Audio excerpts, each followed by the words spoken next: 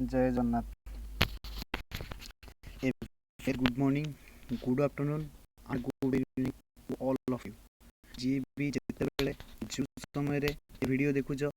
ସେଇ ସମୟ ଅନୁସାରେ ମୋର ଗ୍ରିଟିଂକୁ ଆକ୍ସେପ୍ଟ କରିବ। ତ ଆମେ ଆମର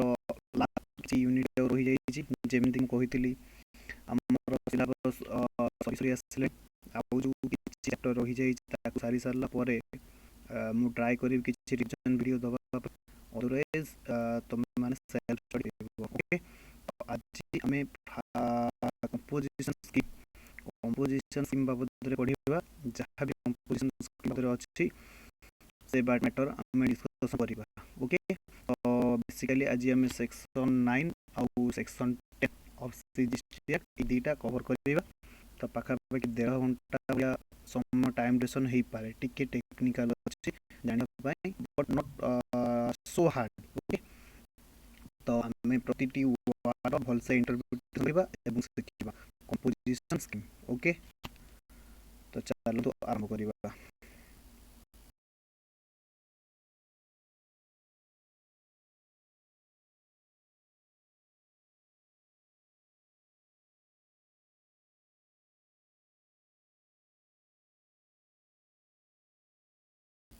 ओके, ଯେମିତିକି ଷ୍ଟାର୍ଟରେ ମୁଁ ଗୋଟେ କିଛି ଚାର୍ଟ ଦେଇଛି। ଏ ଚାର୍ଟଟା ସବୁ ପଢ଼ି ସାରିଲା ପରେ ଲାଷ୍ଟକୁ ଆମେ ରିଭିଜନ୍ କରିବା। ଏଇ ଚାର୍ଟ ଭିତରେ ଆଜି କ୍ଲାସ୍ର ଟୋଟାଲ୍ ଡିସ୍କସନ୍ ଅଛି। ଓକେ, ତ ପ୍ରଥମେ ଆମେ ଆରମ୍ଭ କରିବା ଆଜି ଚାର୍ଜିଂ ସେକ୍ସନ୍। ଓକେ, ଯେଉଁମାନେ ଆମ ପାଖରେ ଜିଏସ୍ଟିର କ୍ଲାସ୍ କରିଥିଲେ ଏବଂ ଆମେ ଯେଉଁ ମେନ୍ ଚାର୍ଟ ଜିଏସ୍ଟିର ମେନ୍ ଚାର୍ଟ ମାଧ୍ୟମରେ କ'ଣ କରିଛେ ନା ଯାହା ବି ଡିସ୍କସନ୍ କରିଥିଲେ ତାହାର ଏଠି ବହୁତ ଆବଶ୍ୟକତା ଅଛି। ଯେଉଁମାନେ ମେନ୍ ଚାର୍ଟ ପଢ଼ିଛ ସେଇମାନେ ହିଁ ଏ ଭିଡ଼ିଓ ଦେଖିଲେ ପ୍ରାୟ ବୁଝିପାରିବ, ଅନ୍ୟମାନେ ବି ବୁଝିପାରିବ, ସେମିତି ନୁହଁ ଯେ କିଛି ବୁଝିପାରିନି ବୋଲି। ବଟ୍ ଯେଉଁମାନେ ଜିଏସ୍ଟି ଚାର୍ଟଟା ପଢ଼ିଛ ସେମାନଙ୍କୁ ଲିଙ୍କ୍ ଯେତେବେଳେ କରିବି ତ ବେଟର୍ ଅଣ୍ଡରଷ୍ଟାଣ୍ଡିଂ ଆସିବ। ଓକେ, ତ ଚାଲନ୍ତୁ ଷ୍ଟାର୍ଟ କରିବା। ସେକ୍ସନ୍ 9 କହୁଛି ଚାର୍ଜିଂ ସେକ୍ସନ୍। ଚାର୍ଜିଂ ସେକ୍ସନ୍ ମାନେ ଜିଏସ୍ଟି କେବେ ଚାର୍ଜ କରାଯିବ, କେଉଁ ଟ୍ରାଞ୍ଜାକ୍ସନ୍ ଉପରେ ଚାର୍ଜ କରାଯିବ, ତାହା କେଉଁ ଜିଏସ୍ଟି ଚାର୍ଜ କରାଯିବ, ସେ ବାବଦରେ ଆମକୁ ସେକ୍ସନ୍ 9 ଅବଗତି କରେଇବ। ଓକେ, ତ ସେକ୍ସନ୍ 9ରେ ଆମେ ଦେଖିବା ଯେ that is charging section. GST କେତେବେଳେ ଲେଭି କରାଯିବ, କେଉଁ ରେଟ୍ରେ ଲେଭି କରାଯିବ, କାହା ଉପରେ ଲେଭି କରାଯିବ, କେଉଁ ଜିଏସ୍ଟି ଲେଭି କରାଯିବ, ସେସବୁ ବାବଦରେ ଆମକୁ କିଏ ଜ୍ଞାତ କରେଇବେ ନା ସେକ୍ସନ୍ 9। କେଉଁ ଗୁଡ୍ସ ଉପରେ ଜିଏସ୍ଟି ଲାଗିବ ନାହିଁ ତାକୁ ମଧ୍ୟ ସେକ୍ସନ୍ 9 କହିବ। କେଉଁ ଗୁଡ୍ସ ବା କେଉଁ ଗୁଡ୍ସର ସର୍ଭିସ୍ ବା ସପ୍ଲାଏ ଉପରେ, ଗୁଡ୍ସ ହେଉ ବା ସର୍ଭିସ୍ ହେଉ, ତାର ସପ୍ଲାଏ ଉପରେ ନର୍ମାଲ୍ ସ୍କିମ୍ ଅଣ୍ଡରରେ ଜିଏସ୍ଟି ପେମେଣ୍ଟ କରାଯିବ। ୟା କମ୍ପୋଜିସନ୍ ସ୍କିମ୍ ଅଣ୍ଡରରେ ୟା ରିଭର୍ସ ଚାର୍ଜ ମେକାନିଜିମ୍ ବେସିସ୍ରେ କ'ଣ କରାଯିବ, ରିଭର୍ସ ଚାର୍ଜ ମେକାନିଜିମ୍ ବେସିସ୍ରେ ବା RCM ବେସିସ୍ରେ କ'ଣ କରାଯିବ, ଜିଏସ୍ଟି ପେମେଣ୍ଟ କରାଯିବ। ତାକୁ କିଏ ଆମକୁ ଅବଗତି କରାଇବ ନା section 9। Okay, subject to subsection 2, right. ସବସେକ୍ସନ୍ 2କୁ ଆଖି ଆଗରେ ରଖି ବା ତାର କଣ୍ଡିସନକୁ ଗୁରୁତ୍ୱ ଦେଇ CGST shall be levied on। ଧ୍ୟାନ ଦିଅ, ଆମେ CGST ଆକ୍ଟର ପଢ଼ୁଛେ, ସେ କହିଛି ସେକ୍ସନ୍ 2କୁ ଆଖି ଆଗରେ ରଖି। ତ ସାଙ୍ଗେ ସାଙ୍ଗେ ଦେଖ ସେକ୍ସନ୍ 2 କ'ଣ କହୁଛି, GST on supply of 5 specified petro product shall be levied with effect from such date as may be notified by the government। ତ ଫିଲହାଲ ଏହି 5ଟି ପେଟ୍ରୋଲିୟମ ପ୍ରଡ଼କ୍ଟ ଉପରେ ଜିଏସ୍ଟି ଲାଗୁ ନାହିଁ ଏବଂ ଆଗକୁ କେବେ ଲାଗିବ ତାହା ଗଭର୍ଣ୍ଣମେଣ୍ଟ ନୋଟିଫିକେସନ୍ ମାଧ୍ୟମରେ ଜଣେଇବ। ଏହି 5ଟା ପେଟ୍ରୋଲିୟମ ପ୍ରଡ଼କ୍ଟ ଛଡ଼ା ଅନ୍ୟ ଯାହା ବି ସପ୍ଲାଏ ହେବ ସେଥିରେ CGST ଲାଗିବ। ସେଥିରେ କ'ଣ ଲାଗିବ, CGST ଲାଗିବ। ତ ପ୍ରଶ୍ନ ଆସୁଛି 5 ପେଟ୍ରୋଲିୟମ କହିଲେ କ'ଣ କ'ଣ ବୁଝେଇବ ନା petroleum crude, high speed diesel, aviation turbine fuel, motor spirit, natural gas. ଏହି ପାଞ୍ଚଟା ପେଟ୍ରୋଲିୟମ ପ୍ରଡକ୍ଟ ଉପରେ କ'ଣ ନାହିଁ ନା CGST ଲାଗିବ ନାହିଁ। ଏବଂ କେବେ CGST ଲାଗିବ ତାକୁ ଗଭର୍ଣ୍ଣମେଣ୍ଟ ନୋଟିଫିକେସନ ମାଧ୍ୟମରେ କ'ଣ କରିବ ଜଣାଇବ। Subject to subsection 2 CGST shall be laid। କାହା ଉପରେ CGST ଲାଗିବ? all intrastate supply of goods or service or both। ଆମକୁ ପ୍ରଥମେ ଜାଣିବାକୁ ପଡ଼ିବ ଇଣ୍ଟ୍ରାଷ୍ଟେଟ୍ ସପ୍ଲାଏ କହିଲେ କ'ଣ ବୁଝ। ମୁଁ କିଛି ଏବେ ନୋଟିଂ କରିବାକୁ ଯାଉଛି, ଧ୍ୟାନ ଦେବେ ଏବଂ ବୁଝିବେ।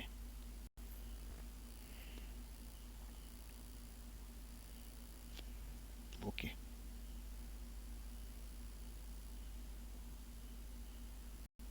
ଧ୍ୟାନ ଦିଅ। ଇଣ୍ଟ୍ରାଷ୍ଟେଟ୍ ସପ୍ଲାଏ କହିଲେ କ'ଣ? ଇଣ୍ଟ୍ରାଷ୍ଟେଟ୍ ମୁଁ କହୁଛି, ମନେକର ଇଏ ହେଉଛି ସପ୍ଲାୟର, ଇଏ ହେଉଛି ରିସିପିଏଣ୍ଟ। ସପ୍ଲାୟର ଯଦି ଷ୍ଟେଟ୍ 1ରେ ଅବସ୍ଥିତ, ରିସିପିଏଣ୍ଟ ମଧ୍ୟ ଷ୍ଟେଟ୍ 1ର, ପ୍ଲେସ୍ ଅଫ୍ ସପ୍ଲାଏ ମଧ୍ୟ ଷ୍ଟେଟ୍ 1ରେ ହେଉଛି, ତାହେଲେ ଏ ସପ୍ଲାଏକୁ ବା ଏ ଟ୍ରେଡକୁ ଆମେ କହୁ ଇଣ୍ଟ୍ରା ଟ୍ରେଡ୍ ବା ଇଣ୍ଟ୍ରାଷ୍ଟେଟ୍ ସପ୍ଲାଏ। ଯଦି ବାଗଡ଼ ଆଣ୍ଡ ବିଲି ଅର୍ଥାତ୍ supplier and recipient belongs to same state, such ଟ୍ରାଞ୍ଜାକ୍ସନକୁ ଆମେ କ'ଣ କହିବା? ଇଣ୍ଟ୍ରାଷ୍ଟେଟ୍ ଲଗାଇବା। ଇଣ୍ଟ୍ରାଷ୍ଟେଟ୍ ଲଗାଇବା। ଓକେ, ତ ଆମେ ମଧ୍ୟ ଆଗରୁ ପଢ଼ିଥିଲେ କ'ଣ ନା ଜିଏସଟିରେ ଟ୍ୟାକ୍ସେବୁଲ ଇଭେଣ୍ଟ ହେଉଛି ସପ୍ଲାଏ। ଜିଏସଟି ଟ୍ୟାକ୍ସେବୁଲ ଇଭେଣ୍ଟ ହେଉଛି କ'ଣ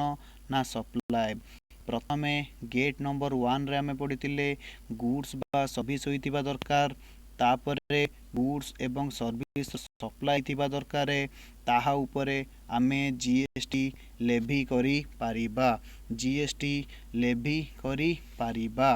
ଯାହାକି ସେକ୍ସନ 7ରେ ଡିଫାଇନ୍ କରାଯାଇଥିଲା। ସେକ୍ସନ 7ରେ କ'ଣ କରାଯାଇଥିଲା? ଡିଫାଇନ୍ କରାଯାଇଥିଲା।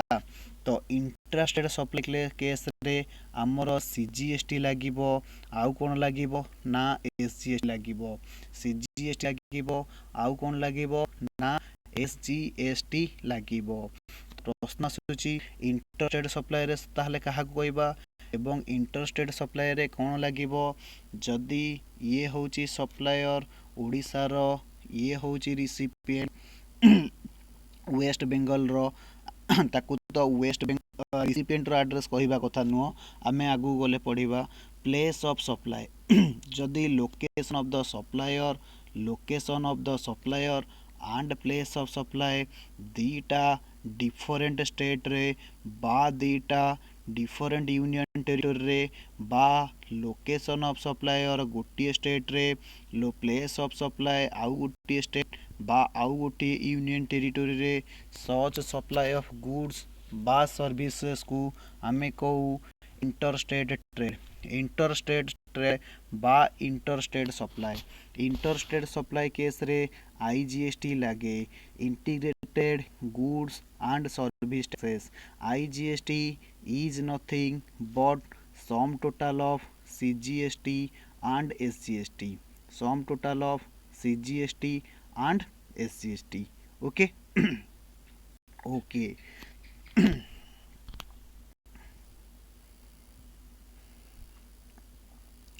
तो ध्यान दियो,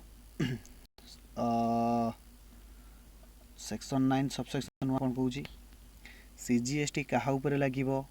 all intrastate supply of goods और सर्विसेज और बोथ, जहाँ भी इंट्रास्टेट हबो, except alcoholic liquor for human consumption. Alcoholic liquor for human consumption. ध्यान दियो, जो लिकर ह्यूमन कंजप्शन जो लिकर यूज होउची ताहा उपरे CGST लागिबो नाही। ताहा उपरे CGST लागिबो नाही। तो आमे alcohol liquor for human consumption कहले कौन बुझुचे? Alcohol liquor for human consumption कहले कौन बुझुचे? टिके ध्यान दियो, वर्ड रो इंटरप्रिटेशन को देखो। सी कहूची alcohol liquor for human consumption कहले आमे कहा को जनरली बुझू? बियर हे पारे, एग्जांपल होची बियर हो पारे, वाइन हो पारे बा रम हो पारे। जो अल्कोहल ह्यूमन कंजम्पशन पर जाउची ताहार सप्लाई उपरे सीजीएसटी लागबो नाही, ताहार सप्लाई उपरे सीजीएसटी लागिबो नाही। तो आमे सेक्शन 7 रे पढ़िथिले सप्लाई काहाकू कुहा जाए। मु कहूची मने कर ये होची सप्लायर, ये होची रिसिपिएंट।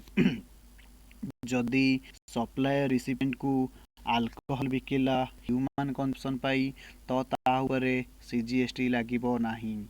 प्रश्न आसुची जदि अल्कोहल लेकर गोटिए लोकेशन रु आउ गोटिए लोकेशन को अल्कोहल लिकर कौन कला गला ना लोकेशन 1 रु लोकेशन 2 को ट्रांसफर करा गला, पास एंड करा गला बा वेयर हाउस करा गला। याकू मध्य ट्रांसफर को वेयर हाउस को मध्य कौन कुआ जीवो सप्लाई बोली मना जीवो, that is supply of service बोली मना जीवो। एवं सही सप्लाई ऊपर कौन लागिबो ना सीजीएसटी बा जीएसटी लेभी करा जीवो, सीजीएसटी बा जीएसटी लेभी करा जीवो। ध्यान दियो अल्कोहल लिकर रो सेल उपरे जीएसटी लागिबो नाही। अल्कोहल लिकर जदि गोटिए लोकेशन रु आउ गोटिए लोकेशन को ट्रांसफर होउची बा वेयर हाउस होउची से सप्लाई को आमे सप्लाई ऑफ सर्विस कहबा, ताहा उपरे जीएसटी लागिबो, ताहा उपरे जीएसटी लागिबो। सी कहूची आउ काहा उपरे आउ को केस रे अल्कोहल को ह्यूमन कंजम्पशन कुआ जीवो। फॉर एन एग्जांपल मने कर कोल्ड सिरप बा आमे जोडा कहूचे कफ सिरप बा जदि हेतिबो सोडा वाटर बा कौन होउची सोडा वाटर अल्कोहल भी बिका होउची ह्यूमन कंजम्पशन पई सोडा वाटर भी बिका होउची। तो सोडा वाटर उपरे कौन लागिबो जीएसटी लागिबो। कोल्ड सिरप ऊपर मध्य कौन लागिबो जीएसटी लागिबो। काहेकि ना कोल्ड सिरप रे जहाँ भी अल्कोहल यूज करा जाउची ताहा होम कंजम्पशन नुहे, ताहा होम कंजम्पशन नुहे। जीएसटी जीएसटी काहा ऊपर लागिबो नाही ना सप्लाई दैट इज सेल हेतिबा दरकार, अल्कोहल लिकर रो सेल हेतिबा दरकार एवं सेई सेलटा ह्यूमन कंजम्पशन पई हेतिले ताहा उपरे जीएसटी लागिबो नाही। सोडा वाटर को अल्कोहल लिकर बोली ट्रीट करा जाए नाही, हेन्स सोडा वाटर सप्लाई उपरे जीएसटी लागिबो। कफ सिरप रे जहाँ भी अल्कोहल लिकर कंटेंट थाए ताहा ह्यूमन कंजम्पशन पई सेल करा जाए नाही, ताहा उपरे तेणु करी कौन लागिबो जीएसटी लागिबो। ओके ओके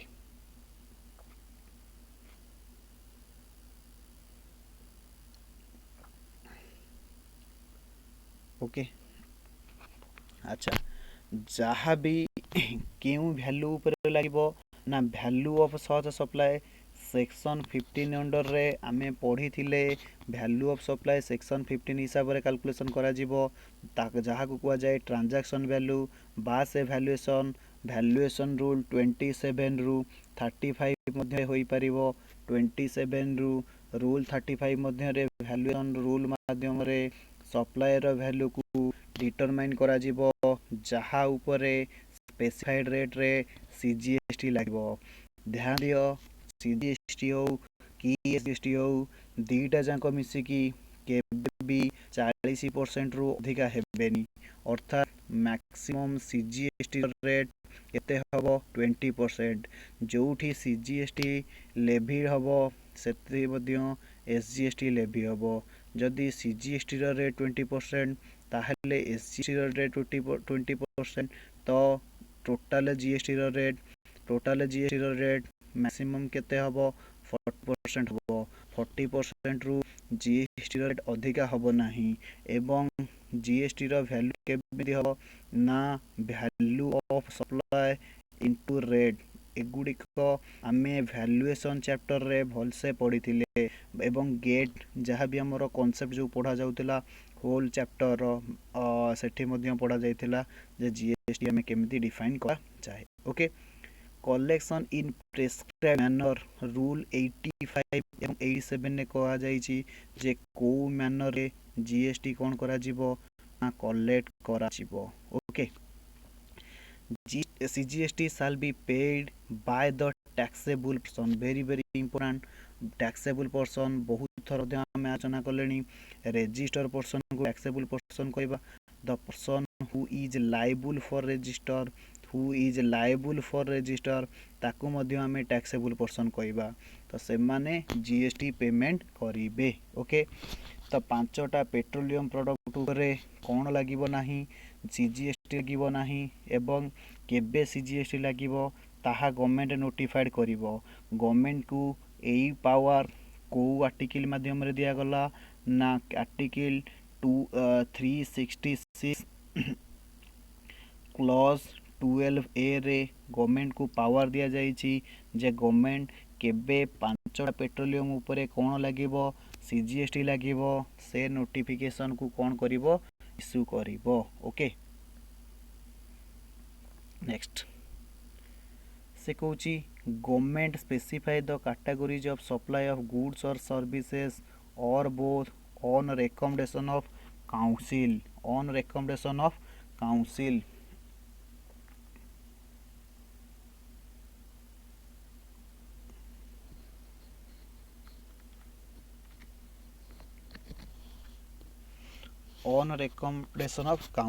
ओके तो eighty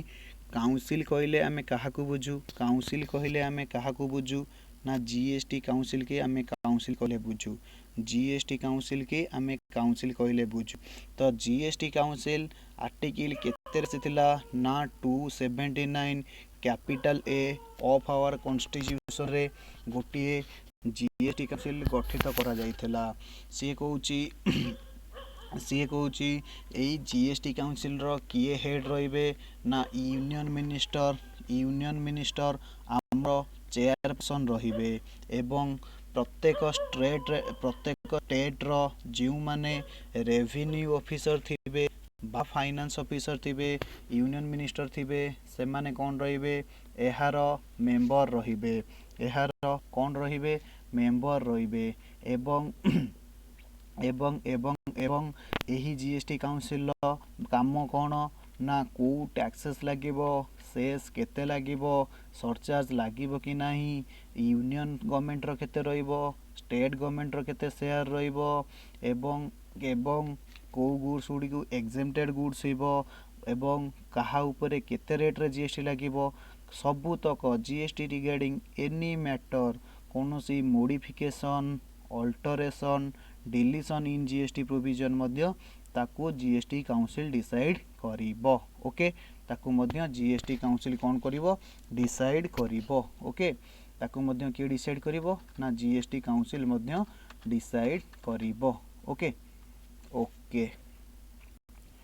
tax on which shall be paid on reverse charge mechanism basis by the recipient ध्यान दियो आरसीएम कहले कौन बुझ बहुत जगह मु तुमको कहबी आरसीएम बा मु तुमको कहबी एफसीएम फॉरवर्ड चार्ज मेकानिज्म बा फॉरवर्ड चार्ज मेकानिज्म को आमे को नॉर्मल चार्ज मेकानिज्म गोटे होची रिवर्स चार्ज मेकानिज्म आउ गोटे होची नॉर्मल चार्ज मेकानिज्म बा forward charge mechanism generally supplier of the goods or services is liable to pay tax to the government but किछि certain specified अछि आमे सेक्शन 93 आरसीएम रो सेक्शन 93 एंड सेक्शन 94 एई दीटा रे कुआ जाई छी आरसीएम कथा जे केस रे कोन ना रिसिपिएंट टैक्स दबा को लायबल तो सेक्शन 9 सबसेक्शन 3 रे गला किछि नोटिफाइड गुड्स और नोटिफाइड सर्विसेज दाहा उपरे कोन हबो आरसीएम बेसिस रे टैक्स कलेक्शन करा जिवो आरसीएम बेसिस रे कोन करा जिवो ना टैक्स कलेक्शन କରାଯିବ।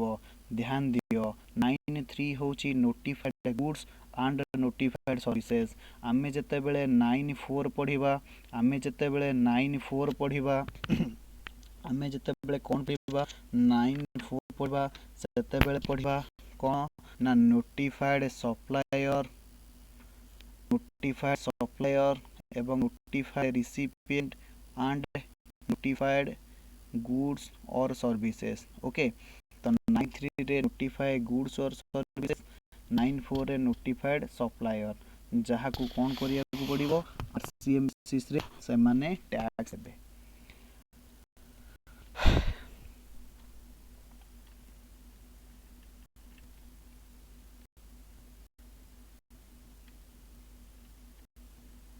ओके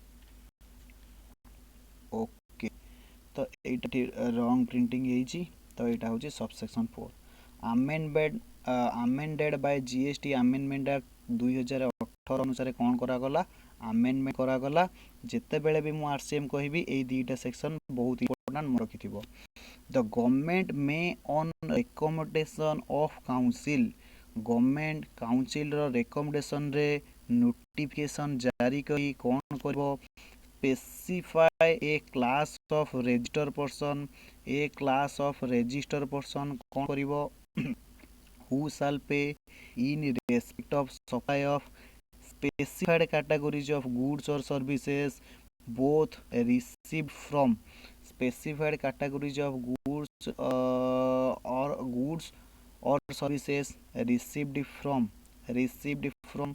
an unregistered supplier,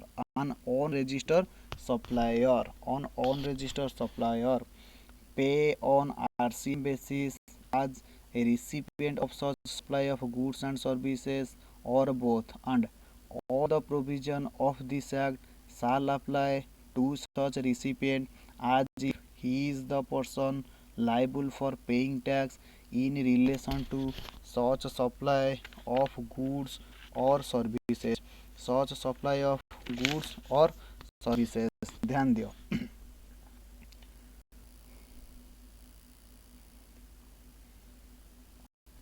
गोटे हूँ 9(3) कौन करा जाइथिला किछि स्पेसिफाइड गुड्स बा सर्विसेस को कौन करा जाइथिला नोटिफाइड करा जाइथिला, जहा उपरे रिसिपिएंट कौन दबो टैक्स देबो, रेसिपिएंट कौन दबो टैक्स दबो, दैट इज इनवर्ड सप्लाई उपरे कौन दिया जिवो टैक्स दिया जिवो। तो से केस रे रिसिपिएंट को कौन हबा को पडुथिला रिसिपिएंट को कौन हबा को पडुथिला ना कंपलसरी रजिस्ट्रेशन हबा को पडुथिला, कारण आमे जानिचे टैक्स केवल किए पारिबे टैक्सेबल पर्सन दे पारिबे। ओके, तो जदि आमे एठी कहबा टैक्सेबल पर्सन 3 जण हेई पारंती, किए हेई पारे ना सप्लायर मध्य टैक्सेबल पर्सन हेई पारे, रिसिपिएंट मध्य टैक्सेबल पर्सन हेई पारे और एनी थर्ड पर्सन मध्य टैक्सेबल पर्सन हेई पारे। सर सप्लायर तो बुझिलु, रिसिपिएंट तो बुझिलु, तो थर्ड पर्सन किए टैक्सेबल पर्सन आमे कहबा मने पकाओ ईसीओ हो, ईसीओ माने इलेक्ट्रॉनिक कॉमर्स ऑपरेटर, जेमिति कि फ्लिपकार्ट हो, अमेजन हो, स्नैपडील हो, alibaba.com हो, एमाने को मध्य कोन कुआ जिवो टैक्सेबल पर्सन कुआ जिवो, जिए कि कोन करंती सप्लायर रो गुड्स को नै कि रिसिपिएंट पाखरे पहुंचाती। तो किछि आमे पढ़िबा सेक्शन 9(5) जेउ थरे कोन करा जाईची ना ईसीओ मान को मध्य कुआ जाईची जे से माने टैक्स पेमेंट करबे, से मान को कोन कुआ जिवो टैक्सेबल पर्सन करा जिवो एवं से माने कोन करिवे टैक्स पेमेंट करिवे, से माने कोन करिवे टैक्स पेमेंट करिवे। ओके, तो आमे 9(3) रे डिस्कशन करथिले किछि नोटिफाइड गुड्स बा सर्विसेस अछि जहा ऊपर जीएसटी किए दबो ना रिसिपिएंट दबो, से केस रे रिसिपिएंट को कौन करिया को पड़िबो ना कंपलसरी रजिस्ट्रेशन नबा को पड़िबो, कंपलसरी कौन नबा को पड़िबो रजिस्ट्रेशन नबा को पड़िबो। तो जी रजिस्ट्रेशन नहीं जिवो ताकू कुआ जिवो टैक्सेबल पर्सन, ताकू कौन कुआ जिवो टैक्सेबल पर्सन। ओके ओके,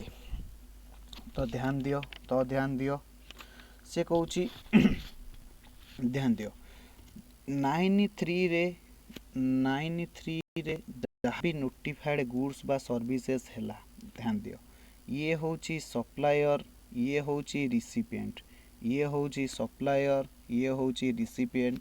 ये होची आरसीएम केस ध्यान दियो बहुत बढ़िया जिनस मन रखी पारे खाली हैला जदि नोटिफाइड गुड्स एंड सर्विसेस अच्छी नोटिफाइड गुड मु नोटिफाइड गुड सर्विसेस कहबी आरसीएम कहबी माने सेक्शन 9.3 माइंड के आसीबा आवश्यक 9.3 रे नोटिफाइड गुड्स एंड सर्विसेस कुआ जायछि जदि सप्लायर भी रजिस्टर पर्सन होइथिबो रिसिपिएंट भी रजिस्टर पर्सन होइथिबो ताहेले भी आरसीएम बेसिस रे किए टैक्स दबो 9.3 अनुसार रिसिपिएंट कौन दबो ना टैक्स दबो रिसिपिएंट कौन करिवो टैक्स दबो जदि मनेकर सप्लायर होची रजिस्टर पर्सन बट रिसिपिएंट होची ऑन रजिस्टर पर्सन एवं सप्लाई ऑफ गुड्स और सर्विसेस होची सप्लाई ऑफ कौन होची ना नोटिफाइड गुड और सर्विसेस होची से केस रे रिसिपिएंट रजिस्ट्रेशन नेकी कौन दबो रजिस्ट्रेशन नेकी कौन दबो टैक्स नबो एठी तो ता पाखरे रजिस्ट्रेशन थिला बट एठी रजिस्ट्रेशन ऑब्टेन करिकि कौन करिवो रिसिपिएंट टैक्स दबो जदि कौन हबो मने कर सप्लायर होची ऑन रजिस्टर पर्सन रिसिपिएंट होची रजिस्टर पर्सन एवं सप्लाई ऑफ नोटिफाइड गुड्स और सर्विसेस होची ताहले से केस रे कौन करिवो ना recipient is liable to pay tax recipient is liable to pay tax sir आउ गोटे एग्जांपल कहतु मने क सप्लायर होची रजिस्टर पर्सन रिसिपिएंट होची ऑन रजिस्टर पर्सन मानि नियंतु सेक्शन 9.3 रे कोन करा जाउची नोटिफाइड गुड्स बा नोटिफाइड सर्विस रो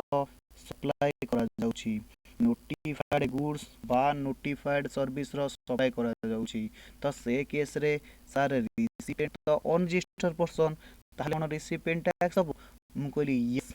9.3 रो सप्लाई होची माने रिसिपिएंट टैक्स दबो तो जणी कहिला सर 9.1 रे तो आमे पढी के आसिले रजिस्टर पर्सन टैक्स दबे एटी तो रिसिपिएंट होची ऑन रजिस्टर पर्सन ताहले एटी रिसिपिएंट केमिति टैक्स दबो मु कहली ना ए केस रे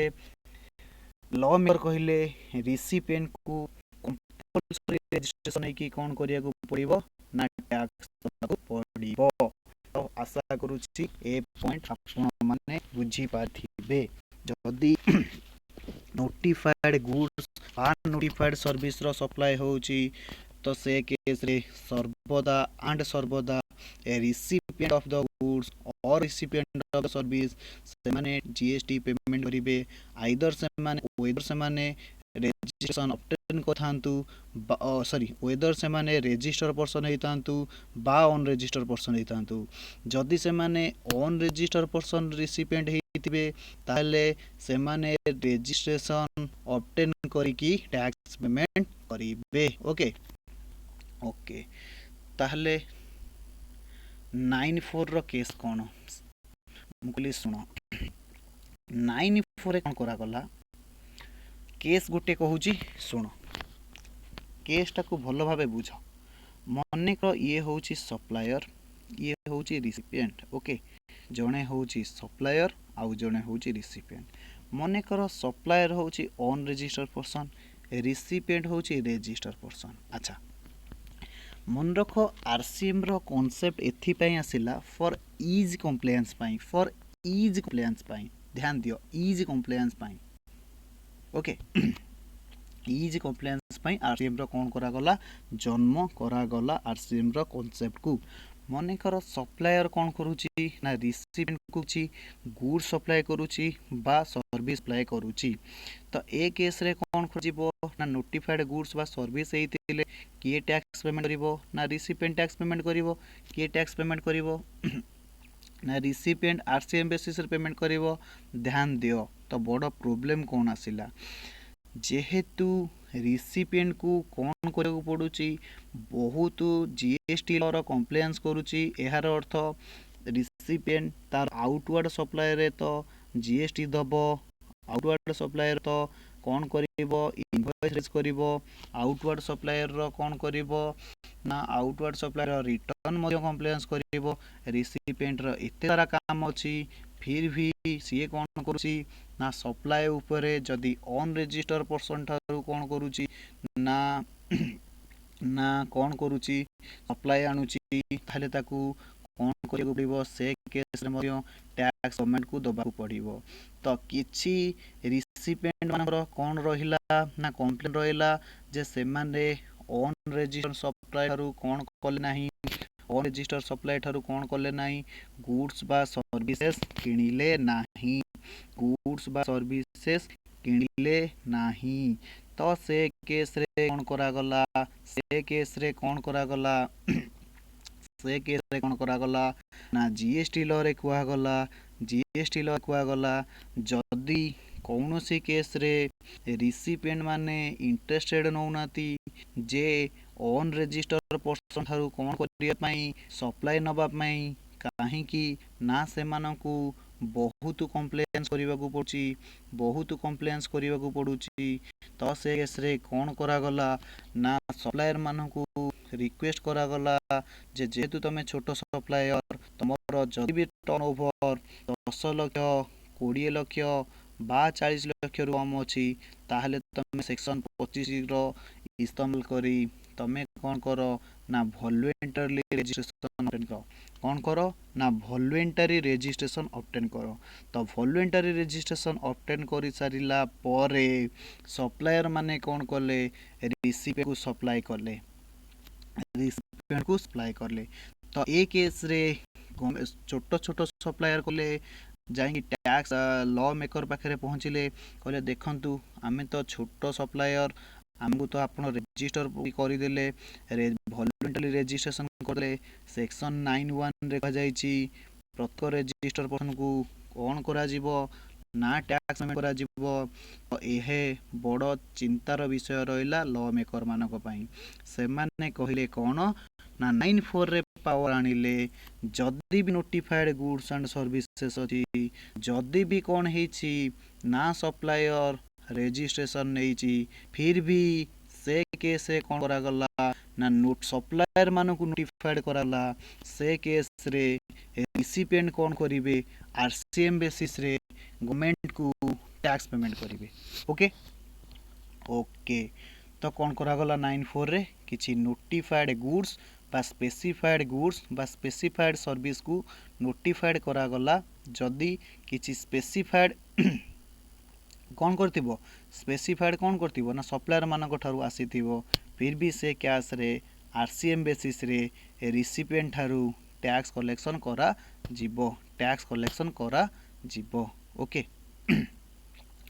तो ध्यान दियो स्पेसिफाइड कैटेगरीज ऑफ गुड्स टाकू एठी कवर करा गला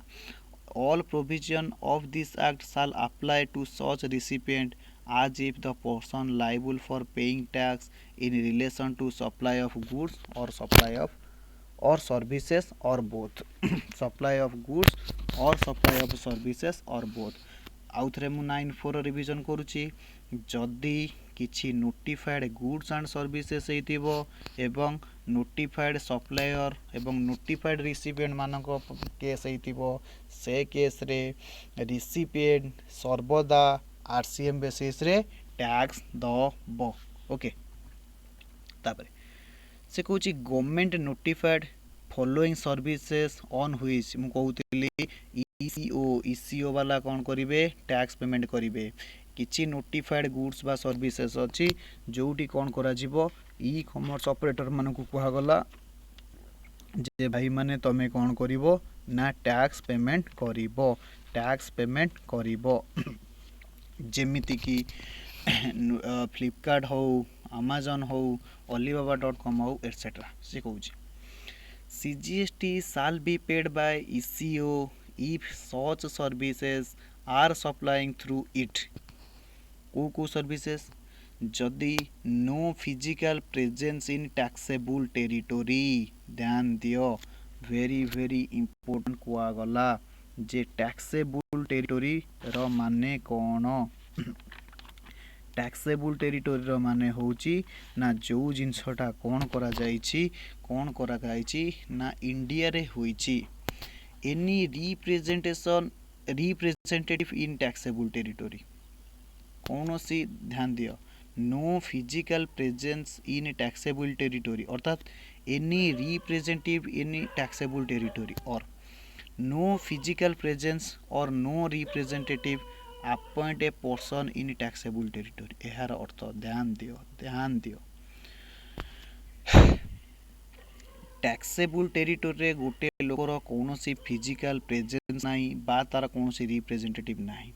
सी कौन कौची ना अन्य एक थर्ड पार्टी माध्यम रे अन्य एक कौन करूची ना थर्ड पार्टी माध्यम रे करूची ना सेल करूची थर्ड पार्टी माध्यम रे कौन करूची ना सेल करूची तो से केस रे कौन करा गला से थर्ड पार्टी जो ई कॉमर्स ऑपरेटर से सेल करूची ताकू कुआ गला सीजीएसटी पेमेंट करिया पई ध्यान दे आउ थरे हम आकु बुझिबा सी कुची मने करो सप्लायर होची ड्राइवर ओके अच्छा रिसिपिएंट किए हेले ना पैसेंजर मने कर होची ओला प्राय आपण समस्ते ओला हो बा उबर हो बा रैपिडो हो ए बदरे जानी थिबे तो रिसिपिएंट कौन हला ना जेबे तार गाड़ी दरकार हला से कौन कला ना ओला साइड को जाएंगी ओला बुक कला ओके ओला कैब कौन कला ना संगे संगे सप्लायर को तार जो माने रजिस्टर ड्राइवर माने अछंती तांको पाखे को एसएमएस माध्यम रे जणेला जे एई जगह रे एई लोकेशन रे रिसिपिएंट अछि तार डेस्टिनेशन होची एटा तू नै की पहुंचै दे ड्राइवर कौन कला ना पैसेंजर को नै की तार डेस्टिनेशन रे पहुंचै देला अर्थात कोला ना सप्लायर सर्विस दला प्रश्न आसुची ए केस रे जीएसटी किए पेमेंट करिवो रजिस्ट्रेशन किए ऑब्टेन करिवो रिटर्न किए सबमिट करिवो टैक्स पेमेंट पेमेंट किए करिवो टैक्स इनवॉइस किए इश्यू करिवो ए होची बड़ बड़ क्वेश्चन आसे पहुँचला बड़ बड़ क्वेश्चन आसे पहुँचला तो भाव ड्राइवर एते जनाशुना व्यक्ति हिथिबो कि जीएसटी लॉ माध्यम तार एते नॉलेज थिबो कि भाबिनियो जदि आम गोटे ड्राइवर को कहबा तू जीएसटी रिटर्न मास को 3टा दे यानी गोटे इनवर्ड सप्लाई पई गोटे आउटवर्ड सप्लाई पई एवं आउ गोटे रिकन्सिलिएशन स्टेटमेंट एबे इनवर्ड सप्लाई रिटर्न बंद अछि इनवर्ड सप्लाई रिटर्न आउ एबे होउनी जदि गोटे ड्राइवर को कह मसरे 3टा रिटर्न दे वर्ष को 36टा रिटर्न दे वर्ष रे कौन कर ना ना ना ना ना कौन कर आउ गोटे एनुअल रिटर्न सबमिट कर आईटीसी अवेल कर एटसेट्रा एटसेट्रा से ड्राइवर कहब मु पछे कौन करी ना मूल्य लगी चलि किंतु ड्राइवर सर्विस देविनी कारण जीएसटी कम्प्लायंस रो बहुत मते कम्प्लायंस करिया को पड़िबो बहुत मते कम्प्लायंस करको पड़िबो जहाँकि मो पक्षे संभव नुह यह मध्य संभव नुह जे गोटे ड्राइवर गोटे चार्टर्ड अकाउंटेंट बा कॉस्ट अकाउंटेंट को निज पाखरे रखे कि जीएसटी काम करेबो ए केस रे लॉ मेकर मानक पई बहुत चैलेंज सिचुएशन आसिकी पहुँचला तो से माने भाबिले जेउ मानक माध्यम रे जीए मीडिएटर लोक रहिले जेमिति कि ओला आउ उबर से माने रजिस्ट्रेशन करिवे से माने टैक्स इनवॉइस इश्यू करिवे से माने जीएसटी पेमेंट करिवे से माने मध्य रिटर्न देबे सेक्शन 9 सबसेक्शन 5 रे कुआ गला इलेक्ट्रॉनिक कॉमर्स ऑपरेटर तुमको रजिस्ट्रेशन नहीं टैक्स पेमेंट करने को पड़िबो ओके अच्छा ओके तो एटी नोटिफाइड करा जायछि नोटिफाइड करा जायछि 3टा सर्विस केस रे नोटिफाइड करा जायछि 3टा सर्विस केस रे ध्यान दियो 3टा सर्विस केस रे sorry notification number 17/2007 government notified 3 services on which GST shall be paid by issue गोटे हूँ transportation of passenger by road taxi motor car और मैक्सी लैब और मोटरसाइकिल ओला उबर केस रे से केस रे कौन करिया को पड़िबो ना इसीओ मानकू रेजिस्ट्रेशन नबाकू पड़िबो इसीओ मानकू टैक्स पेमेंट करिया पड़िबो ड्राइवर को कौन सी केस रे रेजिस्ट्रेशन नबाकू पड़िबो नाही कौन सी केस रे रिटर्न दबाकू पड़िबो नाही जदि भी ड्राइवर रो एवरेज एनुअल टर्नओवर 20 लाख बा 10 लाख बा 40 लाख रु एक्सीड करछि फिर भी से केस रे ड्राइवर कौन सी जीएसटी लायबिलिटी रहिबो नाही से केस रे कौन हबो ना electronic commerce operator tax payment करिबो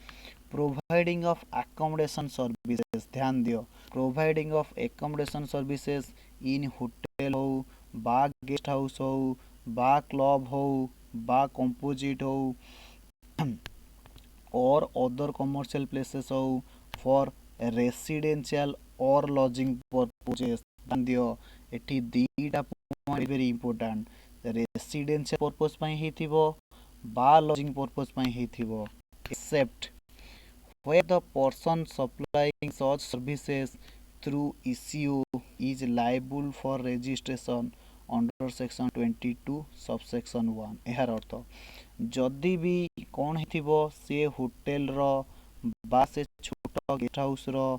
बा से छोट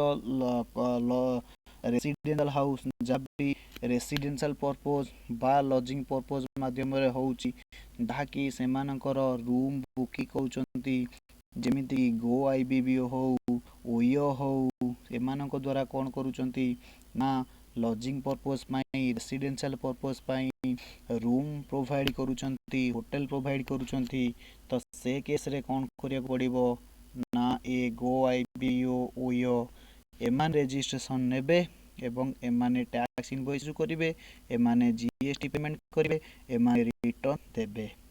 जदि भी से गेस्ट हाउस रो बा से होटल रो टर्नओवर 10 लाख बा 20 लाख बा 40 लाख रु अधिका होईची फिर भी से मानकू कोन करिया पड़िबो नाही टैक्स दबाकू पड़िबो नाही इलेक्ट्रॉनिक कॉमर्स ऑपरेटर जो में रहिले से माने कोन करिवे टैक्स पेमेंट करिवे आउ किए रहिले service recipient service by way of housekeeping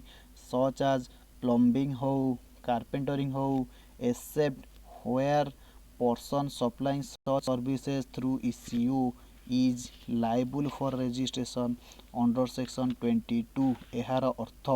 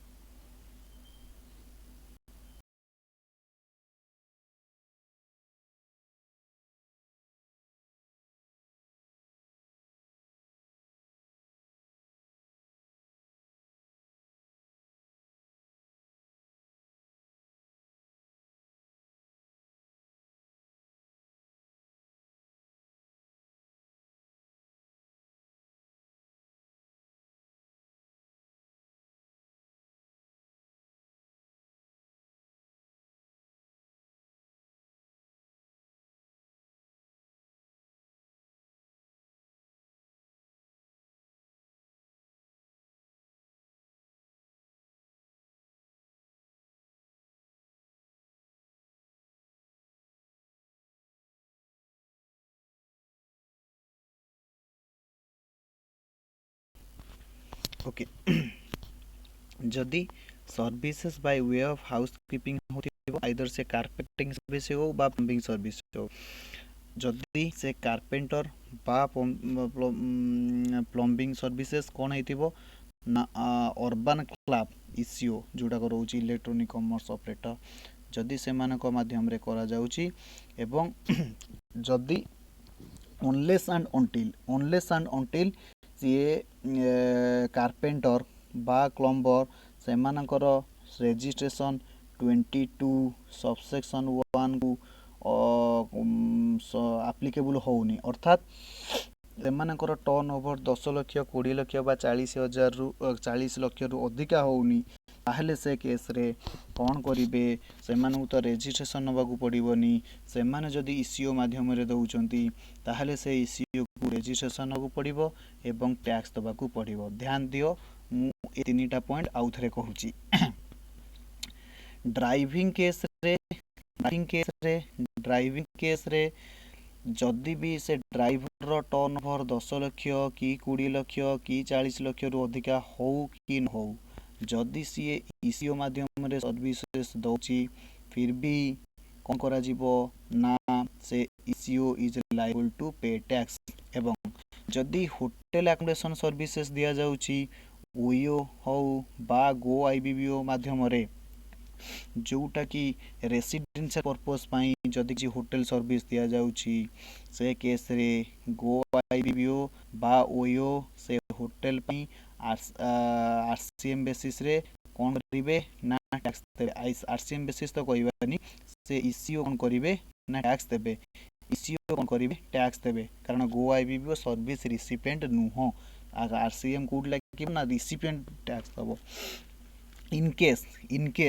जदि ये होटल वालार टर्न ओवर 10 लाख 20 लाख बा 40 लाख सेक्शन 22 रे जहाँ कुआ जाइथिला जदि ताकू एक्सीड करूची अर्थात सेक्शन 22 जदि एप्लीकेबल होची ताहेले से केस रे कोन कजिवो। जदि सेक्शन 22 एप्लीकेबल हे गला ताहेले से केस रे कोन करा जीवो ना से होटल वाला टैक्स कंप्लेंस करबा को पड़िवो। तार केस मध्य सेकंड केस सहित बहुत सिमिलर। जदि अर्बन क्लब माध्यम रे छि कारपेंटिंग बा प्लम्बिंग सर्विसेज दिया जाउछि तो से केस रे अर्बन क्लब कोन करिवो ना रजिस्ट्रेशन ओपन करिकि टैक्स दबो। जदि सेक्शन 22 से कारपेंटर ऊपर लागी गला तार सर्विस सप्लाई ऑफ गुड्स कोन होछि 20 लाख 10 लाख बा 40 लाख एक्सीड गला ताहेले से केस रे से काहाकू दबाक पड़िबो जीएसटी ना से कारपेंटर को दबाक पड़िबो जदि भी सी कोन करूची ईसीओ माध्यम रे दउची। तो पॉइंट 2 पॉइंट 3 पई बहुत इंपोर्टेंट। ईसीओ केते बेले कोन करिवे ना एमान पई टैक्सेस देबे ना जे पर्यंत सेक्शन 22 सबसेक्शन 1 सेमान को ऊपर एप्लीकेबल हेई नाही। ओके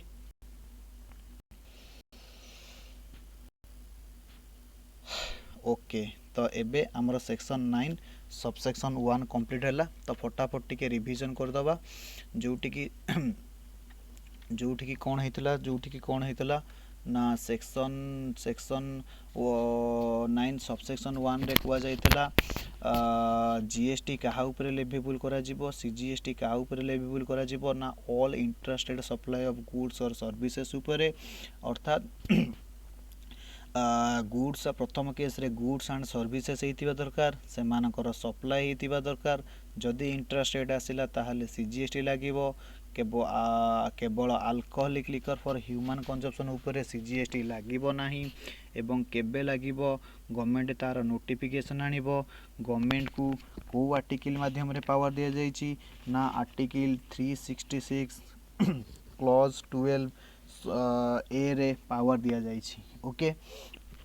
एवं जीएसटी लागिवो वैल्यू ऑफ सप्लाई जहा कि डिटरमाइन होबो सेक्शन 15 जहा कि डिटरमाइन होबो सेक्शन 15 और रूल 27 रु 35 माध्यम रे कौन सी केस रे सीजीएसटी रो रेट 20% अधिका हेबो नाही। सीजीएसटी रेट कौन हेबनी ना 20% रु अधिका हेबो नाही। जीएसटी किए पेमेंट करिवो ना टैक्सेबल पर्सन पेमेंट करिवो वेदर सी रजिस्टर हो कि लायबल फॉर रजिस्टर्ड हो। ओके तो जीएसटी किए पेमेंट करिवो ना टैक्सेबल पर्सन पेमेंट करिवो। 9(2) रे हमें देखिथिले 5 पेट्रोल प्रोडक्ट ऊपर जीएसटी लागिवो नाही। गवर्नमेंट तार कोन करिवो ना नोटिफिकेशन आनी कि कोन करिवो ना ता ऊपर केबे जीएसटी लागिवो से नोटिफिकेशन करिवो। 5 पेट्रोलियम प्रोडक्ट किए थिले ना पेट्रोलियम क्रूड थिला हाई स्पीड डीजल थिला आउ कोन थिला मोटर स्पिरिट थिला जहा को मोटर स्पिरिट को साधारण भाव में पेट्रोल को जाए। ओके आउ कौन थिला ना नेचुरल गैस थिला आउ एविएशन टर्बाइन फ्यूल मध्य थिला। ओके तापर section 9(3) subsection 3 and section 9 subsection 4 ए दुटा को मु आउ थरे मध्य आपन को टिके नोटिंग करे दउची आम कौन थिला ना आरसीएम रो सेक्शन थिला कहार सेक्शन थिला आरसीएम रो सेक्शन थिला आरसीएम रो सेक्शन थिला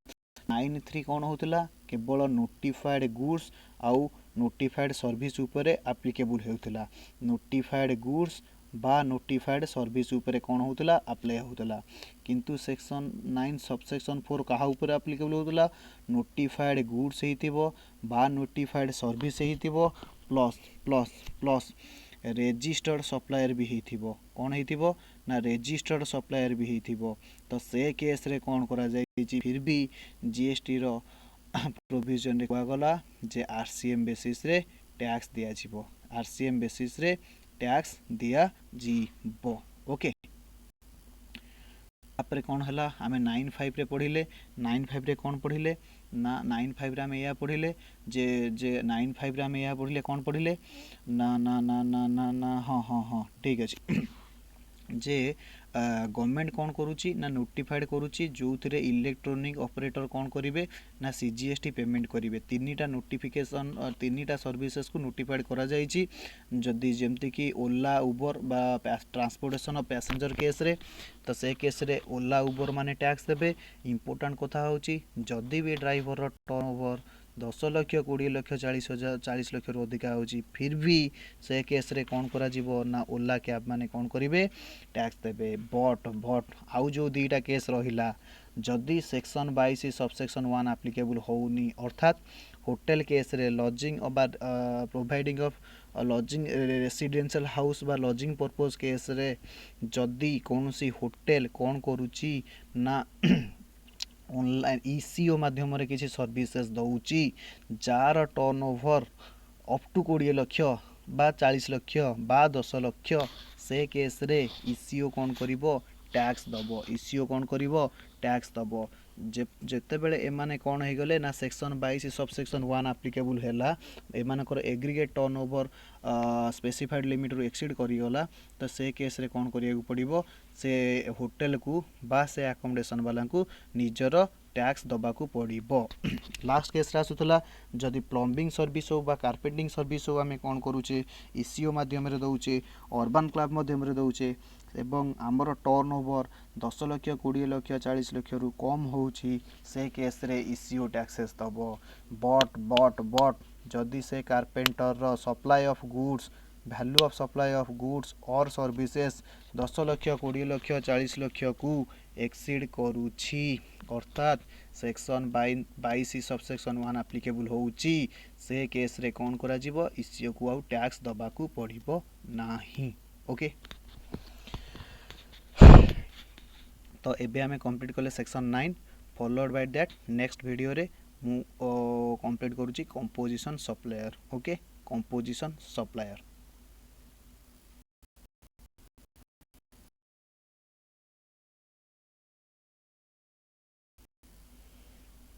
बाय बाय